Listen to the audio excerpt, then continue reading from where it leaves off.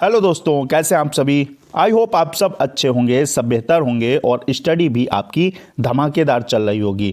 दोस्तों, आज के इस वीडियो में मैं आपको हिंदी से रिलेटेड वो मोस्ट इंपॉर्टेंट क्वेश्चंस करवाने वाला हूं जो आपके शिक्षक भर्ती के लिए होने वाले एग्जाम्स में बहुत ज़्यादा पूछे जाते हैं। यहाँ मैं बात करूँगा आपके ये सारे क्वेश्चन रीट के लिए मोस्ट इंपॉर्टेंट है और इसके साथ साथ आपका एमपी टेट बात करें या बीपीएससी की बात करें, एच टेट की बात करें या DSSB की बात करें, ये सारे आपके क्वेश्चन मोस्ट इंपॉर्टेंट हैं। तो शुरू करें आज का ये वीडियो। रेडी हैं आप? पहला क्वेश्चन आपकी स्क्रीन पर है। क्वेश्चन है दोस्तों, ता वर्ग का उच्चारण स्थान होता है, क्या होता है बताइए। ए ऑप्शन है मूर्धा, बी है दंत, सी ओष्ठ और डी है कंठ। तो यहां पर ता वर्ग कितने हैं दोस्तों, अगर आपको मालूम है तो रिवाइज कर लीजिएगा। वर्ग हैं आपके 5, का, चा, टा, ता और पा वर्ग। ठीक है, का वर्ग की अगर हम बात करते हैं, शुरू से लेके चलते हैं, तो का वर्ग कंठ होता है, इसका उच्चारण कंठ से होता है। आप का, खा, गा, घा बोलेंगे, कंठ से उच्चारण होगा। चा की अगर बात करें तो ये आपका तालव्य होता है, यानी तालु से उच्चारण होता है। जब चा बोलते हैं, छा बोले तो जीभ हमारी क्या होती है, फोल्ड होके तालु में लगती है। टा की अगर बात करते हैं तो टा वर्ग मूर्धा होता है। मूर्धा मतलब क्या होता है, यहां पर देखिएगा, मूर्धा मतलब जब हम इन टा वर्ग के जो वर्ड हैं इनका उच्चारण करते हैं तो हमारी जीभ इतनी फोल्ड होती कि तालु के ऊपर टच होती जाके है, तो ये आपका मूर्धा होता है। ता वर्ग की अगर बात करें, जैसा कि आपका क्वेश्चन बोल रहा है, तो ता वर्ग दोस्तों आपका दंतीय होता है, यानी इसका उच्चारण आपका दंत होता है। ठीक है, दंत से, तो ये उच्चारण आपका बी ऑप्शन के लिए सही हो जाएगा, आपका हो गया। पा की अगर बात करें तो पा दोस्तों ओष्ठ होता है, ओठ के बगैर ओष्ठ। ठीक है, ये आपका ओठ, पा, फा, बा, भा बोलते हैं, बिना होठ की मदद से आप नहीं बोल सकते। तो ये सारी चीजें आपको तैयार होनी चाहिए। मैं अगर आपसे पूछूं ओ और आओ, ओ और आओ का उच्चारण स्थान, तो ओ आओ का उच्चारण स्थान दोस्तों कंठ ओष्ठ होता है, ये याद रखिएगा, कंठ ओष्ठ। ठीक है, अगर बात करते हैं ए और आए की, ए और आए की बात करें तो इसका उच्चारण स्थान कंठ तालु होता है, ये भी आपको याद रखना है। और यहां पर वा की अगर बात करते हैं तो इसका उच्चारण स्थान दोस्तों दंतोष्ठ होता है, ये आपको याद रखना है भाई, यहां दंतोष्ठ हो जाएगा वा का। तो यहां पर भी ऑप्शन सही है। इतनी सारी चीजें मैंने आपको क्लियर कराई हैं। सेकंड क्वेश्चन बढ़ते हैं। क्वेश्चन है दोस्तों आपका, यथार्थ में कौन सी संधि है बताइए, दीर्घ, गुण, वृद्धि या नन ऑफ दीज, यानी इनमें से कोई नहीं। तो यथार्थ के लिए क्या सही हो जाएगा, यहां पर देखिए, अगर कहीं भी बीच वाले शब्द में, बीच वाला जो आपका वर्ड है, इसके साथ अगर बड़ा की मात्रा, बड़ी की मात्रा, ऐसा कुछ बड़ाऊ की मात्रा लगा हुआ है, तो यहां पर दोस्तों आपकी होती है दीर्घ। भाई बड़ा मतलब दीर्घ, तो यहां पर हो जाएगी दीर्घ संधि, ये आपका ए ऑप्शन सही हो जाएगा। अगर आपकी एक मात्रा लगी है तो यहां पर कौन सी संधि होती, जैसे यहां एक मात्रा, तो यहां पर आपकी गुण संधि होगी। और अगर दो मात्राएं लगी हैं तो ये आपकी वृद्धि संधि होती है। ठीक है, इतनी चीजें तैयार, तो यथार्थ के लिए आपका दीर्घ सही हो जाएगा। थर्ड बढ़ते हैं और थर्ड क्वेश्चन है, निम्नलिखित में से नवरात्र में कौन सा समास हो जाएगा, बहुब्रीहि होगा, द्विगु होगा, कर्मधारय होगा या द्वंद्व होगा।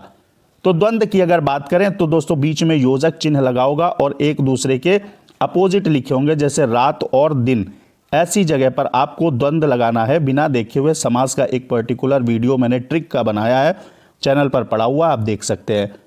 यहां पर दोस्तों द्विगु समास आपका संख्यावाचक होता है, तो नवरात्र यानी नवरात्रों का समूह है, 9 रातों का समूह, तो यहां संख्या आ गई तो आपका द्विगु समास हो जाएगा।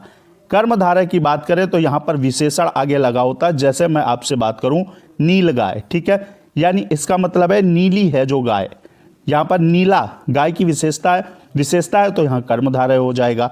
तो यहां पर और बहुब्रीहि, यहां देवी देवताओं के नाम आते हैं, जैसे आपका चंद्रशेखर बात करें, नीलकंठ बात करें तो इनका मतलब शिव हो जाएगा, तो शिव हो जाएगा, इसलिए ये क्या हो जाएंगे, बहुब्रीहि हो जाएंगे।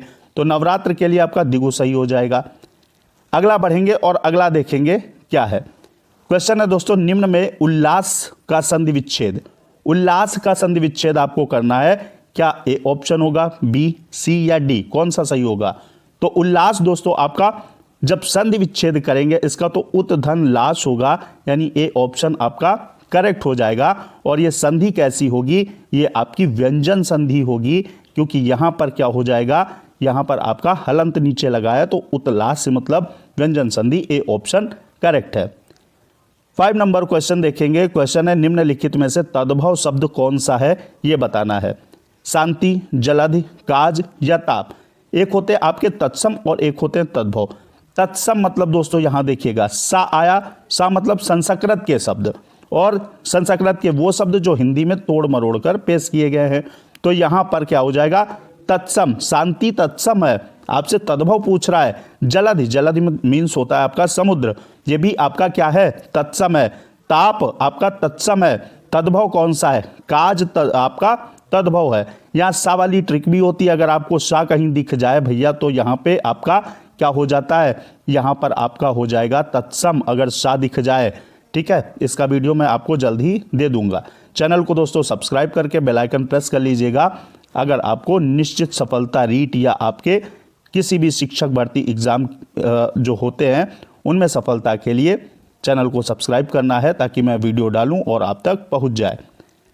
अगला क्या है, क्वेश्चन 6 नंबर। छ, त्र, ज्ञा, ये तीनों कौन से प्रकार के व्यंजन हो जाएंगे।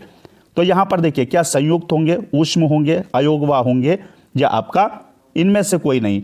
तो ऊष्म व्यंजन वो होते हैं जिनके उच्चारण में गर्म हवा निकलती है, जैसे आपके तीनों सा हो गए। तीनों सा मतलब शाखा, शाहा और हा साथ में ले लेते हैं, ये आपके ऊष्म व्यंजन है। अयोगवाह की बात करें तो अंग और आह आपका क्या होता है, अयोगवाह होता है। और यहाँ पर अगर अंतस्थ व्यंजन की बात करते हैं तो आपका या, रा, ला और वाह, ये अंतस्थ व्यंजन हो जाते हैं। यहाँ पर छ, त्र, ज्ञा, ये तीनों व्यंजन। छ की बात करें तो आपका का और सा से मिलकर बना है आपका, इसलिए ये आपका क्या हो जाएगा, मिलकर बना है, इसलिए संयुक्त व्यंजन हो जाएगा। ऐसे ही आपका क्या है, आपका ज्ञा जो बनता है वो बनता है जा और या से मिलके। यहाँ पर अगर त्रा की बात करें तो ता और रा से मिलकर बना है आपका त्रा। तो ये सारे के सारे संयुक्त व्यंजन है, ये ऑप्शन सही हो जाएगा। अगला बढ़ेंगे और अगला 7 नंबर क्वेश्चन क्या है, बेस्ट क्वेश्चन। निम्नलिखित विकल्पों में से कौन सा एक वाक्य क्रिया विशेषण से संबंध रखता है, यह आपको बताना है। ए आपका वाक्य है सीता यहां आ रही है, बी है बच्चे दौड़ते हैं, सी है वह खड़ा है, या आपका डी है गाय चरती है। इसमें क्रिया विशेषण से संबंध रखने वाला वाक्य कौन सा हो जाएगा। यहां दोस्तों देखिएगा, सीता यहां आ रही है, सीता आ रही है, आना तो क्रिया है, ठीक है, लेकिन यहां आ रही है ये क्रिया की विशेषता है, तो यहां पर आपका क्रिया विशेषण हो जाएगा, ए ऑप्शन सही हो जाएगा। 8 नंबर क्वेश्चन की तरफ बढ़ेंगे और 8 नंबर नेक्स्ट क्वेश्चन आपका है, निम्नलिखित में से कौन सा शब्द गुणवाचक विशेषण है। इसमें आप फटाफट बता देंगे, लाल फूल, 10 हाथी, 5 लड़के, या इनमें से कोई नहीं। तो यहां पर संख्याएं आ रही हैं तो ये आपका परिमाणवाचक विशेषण हो जाएगा, लेकिन यहां लाल फूल, ये फूल की विशेषता है, गुण है कि वो लाल है, इसलिए ये आपका गुणवाचक विशेषण है, ए ऑप्शन राइट हो जाएगा। अगला क्या है, 9 नंबर क्वेश्चन। क्वेश्चन कहता है निम्नलिखित में से पुस्तक शब्द किस प्रकार का शब्द है। विदेशज है, या देशज है, या आपका तत्सम है, या इनमें से कोई नहीं। तो पुस्तक शब्द जो है ये आपका क्या हो जाएगा, ये तत्सम हो जाएगा। ये तत्सम यानी संस्कृत का शब्द है पुस्तक। भाई किताब, आपका किताब तो हिंदी में बोलते हैं, नॉर्मल आपका किताब बोलते हैं, पुस्तक जो है ये एक तत्सम शब्द है, तो बी ऑप्शन इसके लिए करेक्ट हो जाएगा। अगला क्वेश्चन है, आग बबूला होना, ये मुहावरा है और इसका अर्थ क्या है। बहुत प्रसन्न होना, निंदा करना, बहुत गुस्सा होना, बहुत परेशान होना।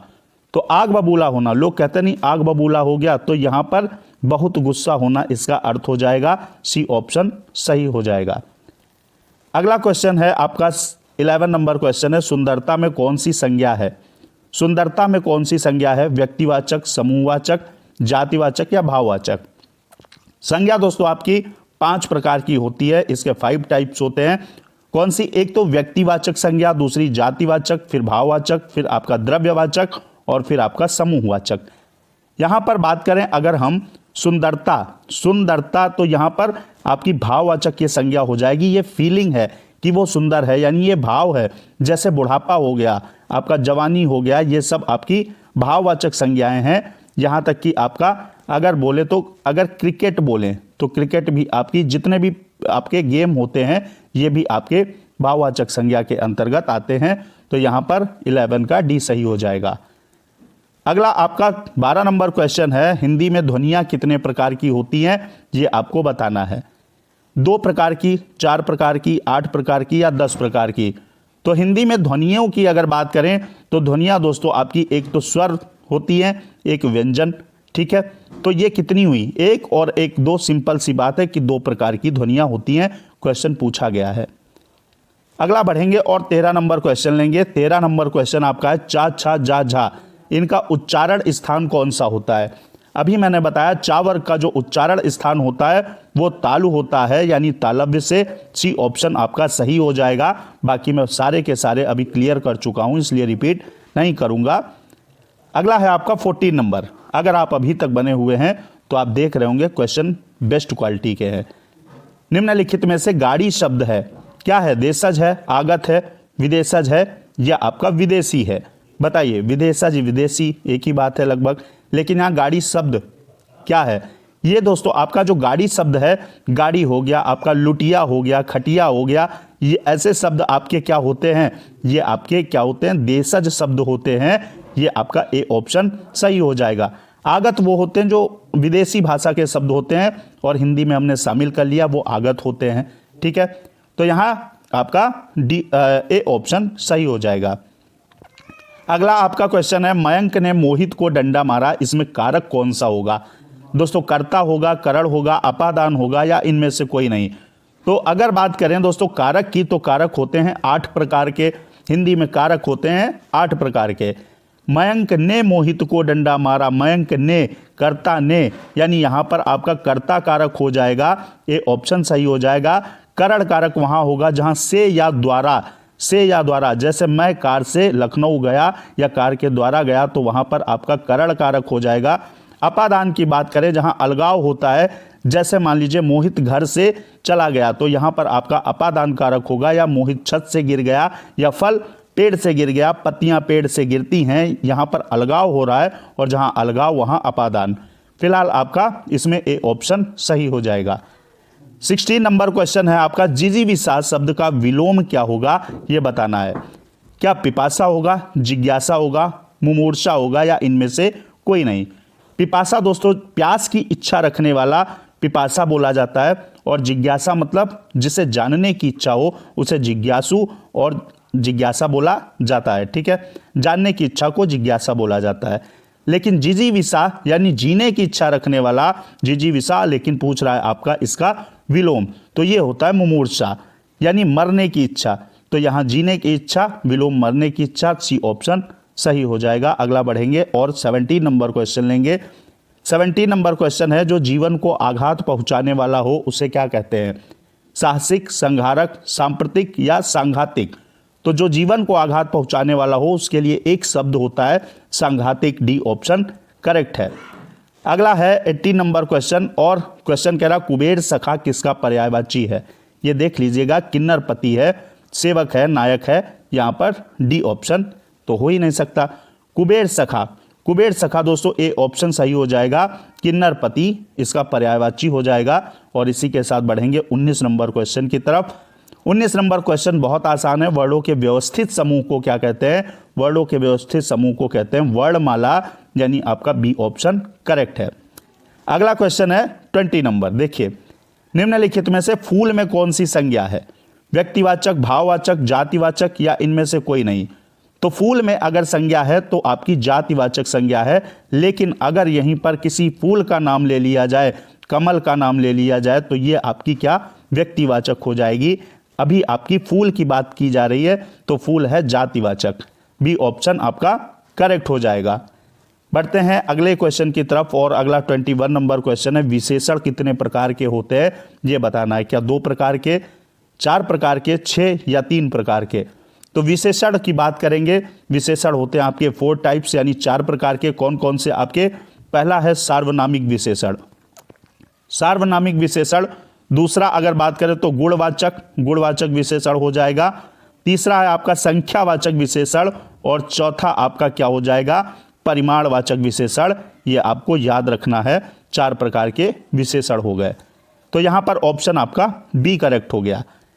22 नंबर क्वेश्चन कहता है, पाठशाला किस प्रकार का शब्द है। क्या रूढ़ है, यौगिक है, योग रूढ़ है, या इनमें से कोई नहीं? रूढ़ वो होते हैं जिनको हम तोड़ नहीं सकते, जिनका संधि विच्छेद नहीं कर सकते। जैसे मैं बात करूं नाक, ठीक है, या आंख हो गया, या आपका लोटा हो गया, ठीक है। ऐसे शब्द जिनका हम संधि विच्छेद नहीं कर सकते हैं, जो टूट नहीं सकते, और जबरदस्ती अगर तोड़ेंगे, आप बल लगाकर तोड़ेंगे तो ये इनका अर्थ नहीं निकलेगा। नाक को तोड़ेंगे तो ना धन का, इनका अर्थ क्या निकला? कुछ नहीं। तो ये हैं रूढ़, ये टूटेंगे नहीं। यौगिक की अगर दोस्तों बात करते हैं तो यहां पर पाठशाला, यानी जो शब्द टूट जाए, पाठशाला, विद्यालय, यहां पर पाठशाला देखिए, पाठशाला यानी पाठ के लिए पढ़ने की शाला, यानी पाठशाला, तो ये आपका क्या हो जाएगा? यौगिक हो जाएगा। योग रूढ़ वो होते हैं जो आपके टूट जाएं। लेकिन यहां पर अगर मैं बात करूं किसकी, यहां पर दोस्तों अगर बात करूं नीलकंठ, ठीक है, नीलकंठ की अगर बात करते हैं, एक शब्द है नीलकंठ, ये क्या है? इसको अगर तोड़ेंगे तो तीसरा अर्थ निकलेगा, यानी बहुब्री समास। भाई नीला है कंठ जिसका, वो कौन है? महादेव यानी शिव। तो यहां पर क्या हो जाएगा? नीला कंठ, ये बहुब्री हो जाएगा। तो बहुब्री वाले आपके जाते हैं योग रूढ़ के अंतर्गत। लेकिन यहां पाठशाला है तो यहां पर यौगिक आपका सही हो जाएगा। अगला बढ़ेंगे और अगला क्वेश्चन है 23 नंबर। क्वेश्चन कह रहा पवित्र में प्रयुक्त संधि का क्या नाम है? गुण संधि है, अयादि है, वृद्धि है, या इनमें से कोई नहीं? तो पवित्र में यहां पर अयादि संधि हो जाएगी। और अयादि संधि कैसे आप पहचानेंगे? ज्यादातर 3 अक्षर के नाम होंगे। जैसे आपका नयन है, ये इसमें आपकी अयादि संधि हो जाएगी। नायक है, नयन है, यहां पर भवन है, पवन है, नाविक है। ऐसे शब्द जो 3 अक्षर के आपके हों, ये अयादि संधि हो जाती है। तो बी ऑप्शन सही हो जाएगा, पवित्र में अयादि संधि होगी। 24 नंबर क्वेश्चन आपका है बहाव शब्द में प्रयुक्त प्रत्यय कौन सा है? बहाव, यहां दोस्तों बात करते हैं प्रत्यय की। भाई एक होता उपसर्ग, एक होता प्रत्यय। उपसर्ग को कहते हैं प्रीफिक्स, यानी जो पहले जुड़ता है, और यहां पर प्रत्यय को बोलते हैं सफिक्स, यानी जो बाद में जुड़े। तो बाद में जुड़ने वाला दोस्तों यहां पर बहाव, यहां पर क्या हो जाएगा? आओ, आपका डी ऑप्शन सही हो जाएगा। बहाव में ये आपका प्रत्यय होगा। 25 नंबर क्वेश्चन और आज के इस वीडियो का लास्ट क्वेश्चन है। 25 क्वेश्चन मैंने इस वीडियो के अंदर कराए हैं, मोस्ट इंपॉर्टेंट। निम्नलिखित में से पुल्लिंग शब्द का चयन कीजिए। कौन भाई पुल्लिंग है? बताइए। घास, व्यय, आय या नहर? तो आप कॉमन सेंस यूज करके देख सकते हैं कि घास काटी जाती है, घास काटा नहीं जाता है। तो ये कैसा हो गया? ये भाई स्त्रीलिंग हो गया। आय होती है तो ये स्त्रीलिंग, आय होता नहीं है, आय होती है, इसलिए स्त्रीलिंग। नहर खोदी जाती है, ऐसा नहीं सुना होगा, नहर खोदा जाता है, तो ये भी आपका स्त्रीलिंग हो गया। लेकिन व्यय हो गया, खर्च हो गया, कोई नहीं कहता खर्च हो गई। तो यहां पर क्या हो जाएगा? यहां सी ऑप्शन आपका जो व्यय है ये पुल्लिंग हो जाएगा। सी ऑप्शन करेक्ट हो जाएगा।